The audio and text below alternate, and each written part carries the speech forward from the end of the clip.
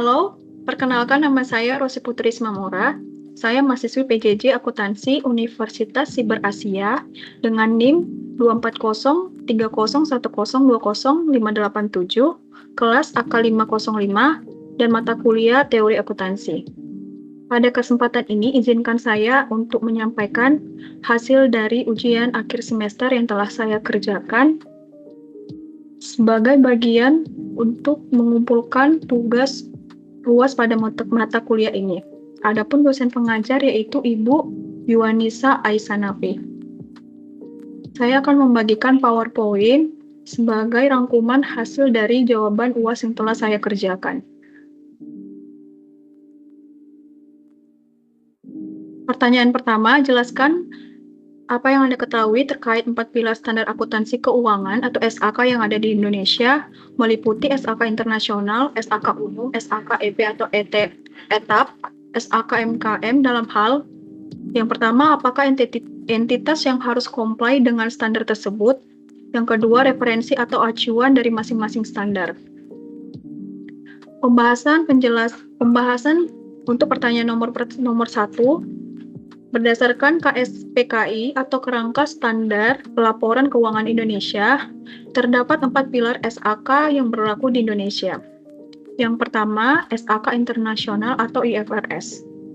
SAK internasional merupakan SAK yang diterbitkan oleh DSAK IAI atau Dewan Standar Akuntansi Keuangan Ikatan Akuntansi Indonesia dengan mengadopsi penuh IFRS Accounting Standard di mana diterbitkan oleh International Accounting Standards Board atau yang disingkat dengan IASB.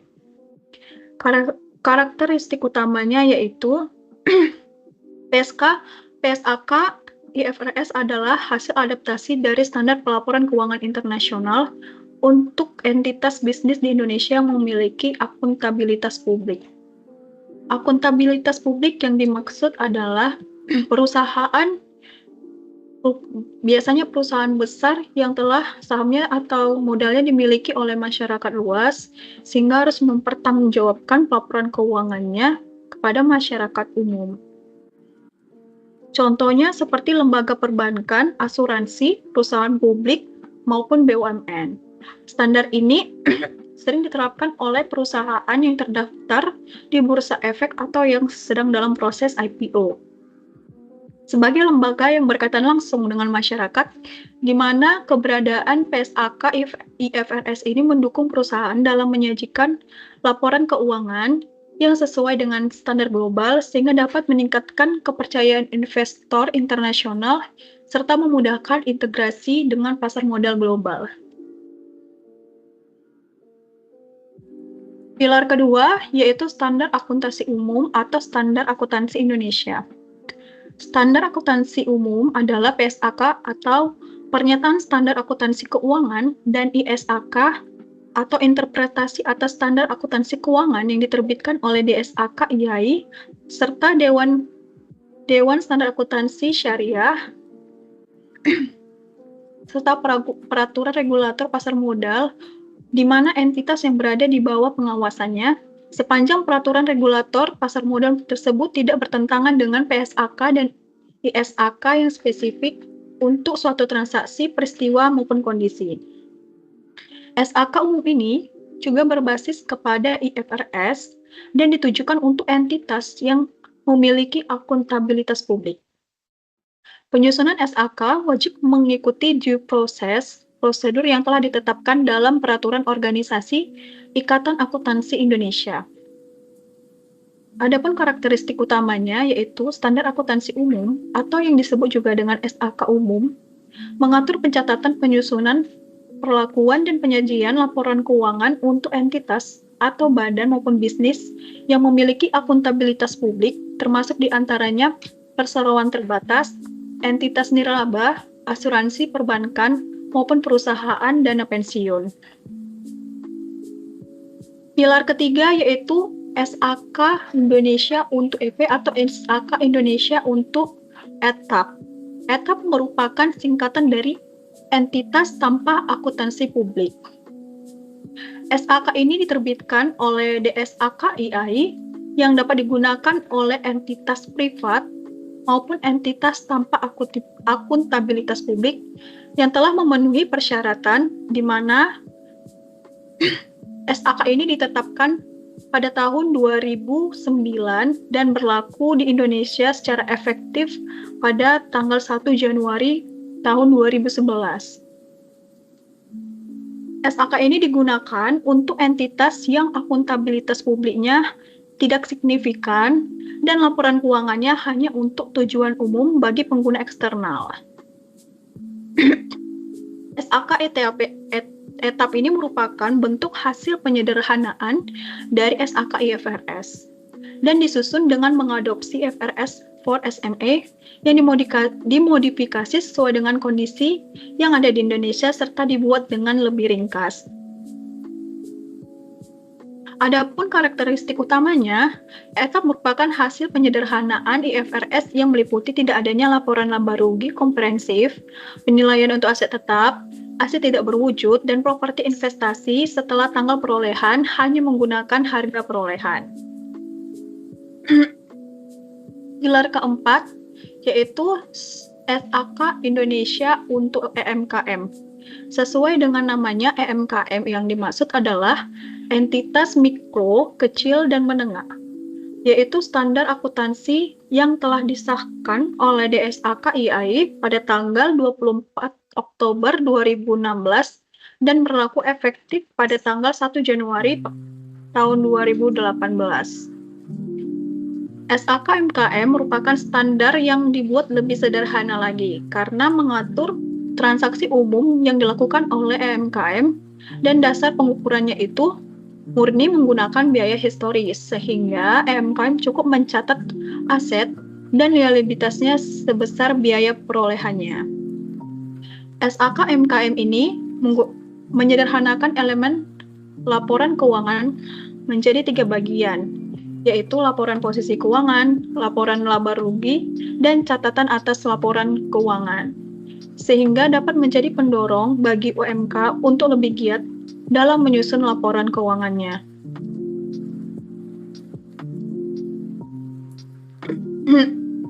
Kesimpulan atas jawaban pertanyaan nomor 1, yaitu referensi dan acuan masing-masing standar. Setelah pembahasan 4 pilar SAK yang digunakan di Indonesia tadi, di mana untuk referensi atau acuan masing-masing standar, yang pertama standar SAK internasional atau IFRS itu mengadopsi murni IFRS atau standar internasional. Yang kedua, SAK Indonesia atau SAK umum diterbitkan oleh DSAK IAI juga berbasis atau menunjuk kepada IFRS. Yang ketiga, standar akuntansi untuk entitas publik maupun standar akuntansi untuk entitas tanpa akuntabilitas publik diterbitkan oleh DSAK IAI. SAK ini menggunakan konsep biaya perolehan, mengatur transaksi etap, dan membuat standar akuntansi yang lebih sederhana dan tidak mudah berubah selama beberapa tahun. Yang terakhir, SAK Indonesia untuk MKM, yaitu diterbitkan oleh DSAK IAI, disusun dengan prinsip akuntansi yang sederhana, sehingga memudahkan UMKM dan berdiri sendiri dan tidak mengacu pada akuntansi keuangan umum. Berikut tabel entitas yang relevan untuk masing-masing standar akuntansi keuangan tersebut, di mana SAK internasional ini hanya digunakan pada entitas dengan akuntabilitas publik seperti yang telah dijelaskan tadi, biasanya perusahaan-perusahaan besar yang telah melantai di Bursa Efek Indonesia, atau lebih jelasnya lagi seperti BUMN maupun lembaga keuangan perbankan. Yang kedua, SAK Indonesia atau SAK umum. SAK umum biasanya diadopsi oleh dapat diadopsi oleh entitas dengan akuntabilitas publik, entitas tanpa akuntabilitas publik yang besar, maupun entitas tanpa akuntabilitas publik UMKM. Yang ketiga, standar akuntansi untuk EP atau etap. Kalau untuk jenis entitasnya, seperti entitas dengan akuntabilitas publik itu sesuai dengan izin regulator. Namun untuk entitas tanpa akuntabilitas publik dan UMKM itu dapat menggunakan SAK Indonesia untuk EP atau etap ini.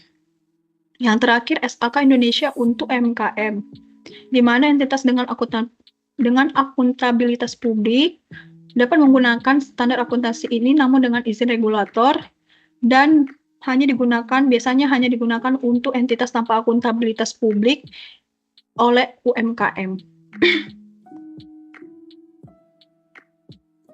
Selanjutnya, pertanyaan nomor 2, yaitu apakah standar akuntansi di Indonesia mengacu ke IFRS atau US GAAP? Pembahasan untuk pertanyaan nomor 2, yang pertama, pada tahun 1970-an, SAK mengikuti standar praktik akuntansi Amerika Serikat atau US yang disingkat dengan US GAAP. Namun pada tahun 1990-an itu mulai berkiblat, artinya udah bergeser kepada International Accounting Standard atau yang disingkat dengan IAS. Pada 1 Januari tahun 2015, SAK resmi mengadopsi penuh standar laporan keuangan internasional atau yang disebut dengan IFRS, yang merupakan kelanjutan dari IAS, dan IFRS merupakan standar global dalam penyusunan laporan keuangan perusahaan publik. IFRS yang dikembangkan oleh International Accounting Standards Board atau IASB adalah standar akuntansi internasional yang telah dirancang untuk menyatukan praktik pelaporan keuangan di seluruh dunia dengan tujuan menciptakan adanya transparansi, efisiensi, serta konsistensi dalam pelaporan keuangan lintas negara. Sementara itu, PSAK adalah standar akuntansi yang berlaku di Indonesia yang diterbitkan oleh Ikatan Akuntansi Indonesia atau IAI, di mana PSAK mengakomodasi kebutuhan lokal namun tetap mengacu pada IFRS sebagai acuan utama. Adapun proses konvergensi PSAK terhadap IFRS ini telah berlangsung sejak tahun 2008 dan memastikan laporan keuangan perusahaan Indonesia dapat diterima oleh kancah internasional. Pada tabel ini, berikut tabel proses adopsi IFRS di Indonesia, di mana tahap adopsi itu dilakukan pada tahun 2008 sampai dengan 2010, adanya adopsi seluruh IFRS terakhir ke dalam PSAK. Yang kedua, adanya tahap persiapan. Tahap persiapan itu adanya penyiapan seluruh infrastruktur pendukung untuk implementasi PSAK yang sudah mengadopsi seluruh IFRS ini. Dan itu dilakukan pada tahun 2011. Dan yang terakhir adanya tahap implementasi, di mana penerapan PSAK yang sudah mengadopsi seluruh IFRS bagi perusahaan-perusahaan yang memiliki akuntabilitas publik telah dilakukan pada tahun 2012. Mengapa harmonisasi IFRS dan PSAK penting? Dengan adanya harmonisasi IFRS dan PSAK adalah langkah yang strategis untuk meningkatkan daya saing Indonesia pada pasar global. Semakin banyak perusahaan yang berorientasi internasional, kebutuhan akan standar akuntansi yang sesuai dengan praktik global akan semakin mendesak. Dengan tujuan, yang pertama adanya keterpaduan global. Dengan harmonisasi IFRS, laporan keuangan perusahaan Indonesia dapat dengan mudah dibandingkan dengan perusahaan di negara lain. Hal ini akan memberikan peningkatan kepercayaan kepada investor asing yang ingin berinvestasi di Indonesia. Yang kedua, adanya efisiensi transaksi bisnis internasional. Dalam dunia bisnis yang semakin global dan semakin pesat perkembangannya, penggunaan standar akuntansi yang seragam akan memudahkan perusahaan dalam bertransaksi lintas negara. Hal ini akan mengurangi resiko adanya kesalahpahaman akibat perbedaan standar akuntansi. Yang ketiga, transparansi atau akuntabilitas. IFRS dirancang untuk meningkatkan transparansi melalui penggunaan atau pengungkapan informasi yang lebih komprehensif. Dengan mengadopsi IFRS, PSAK membantu perusahaan Indonesia memberikan gambaran yang lebih jelas, akurat kepada para pemangku kepentingan. Yang keempat atau yang terakhir yaitu dengan adanya akses pendanaan global, sehingga memiliki peluang yang lebih besar untuk mendapatkan pandangan dari investor internasional. Hal ini karena laporan keuangannya akan lebih mudah dipahami oleh investor luar atau investor asing dari berbagai negara. Pertanyaan terakhir, apakah satu standar itu dapat fit for all atau bisa digunakan untuk semuanya? Jawabannya, menurut saya tentu saja tidak. Mengapa? Karena seperti yang telah dijelaskan tadi, standar akuntansi tidak dapat digunakan atau diterapkan pada seluruh entitas atau perusahaan yang sama.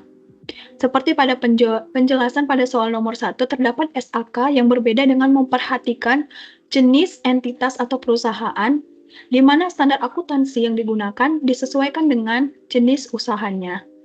Kita agak sulit atau bisa dibilang agak sulit dan tidak bisa menggunakan satu standar untuk semua, dikarenakan juga adanya setiap penerapan pilar standar akuntansi berbeda satu dengan yang lainnya. Hal itu bisa disebabkan juga karena adanya perbedaan kebutuhan serta kondisi berupa kondisi perusahaan, ekonomi, hukum, sosial, dan politik. Adapun hal lainnya yang menjadi kendala dalam menghambat penggunaan standar akuntansi secara bersama-sama atau fit for all yaitu yang pertama adanya kekurangan sumber daya baik itu SDM dalam penerapan standar akuntansi. Hal ini mungkin tidak dapat dipungkiri dengan adanya kekurangan sumber daya. Yang kedua, peraturan atau pedoman untuk menggunakan standar sering berganti-ganti. Yang ketiga, SDM yang kurang terampil dan kurang paham pada penerapan ilmu akuntansi. Dan juga, standar akuntansi keuangan dikondisikan di daerah tersebut agar mempermudah dalam penyajian laporan keuangan, juga mempermudah auditor, pemilik kepentingan, serta mempermudah investor dalam pengambilan keputusan akuntansi. Demikian presentasi dari hasil pembahasan jawaban soal UAS pada mata kuliah teori akuntansi ini. Mohon maaf apabila banyak terjadi kesalahan pengucapan kata. Semoga hasil dari pembahasan ini dapat bermanfaat. Demikian saya ucapkan terima kasih.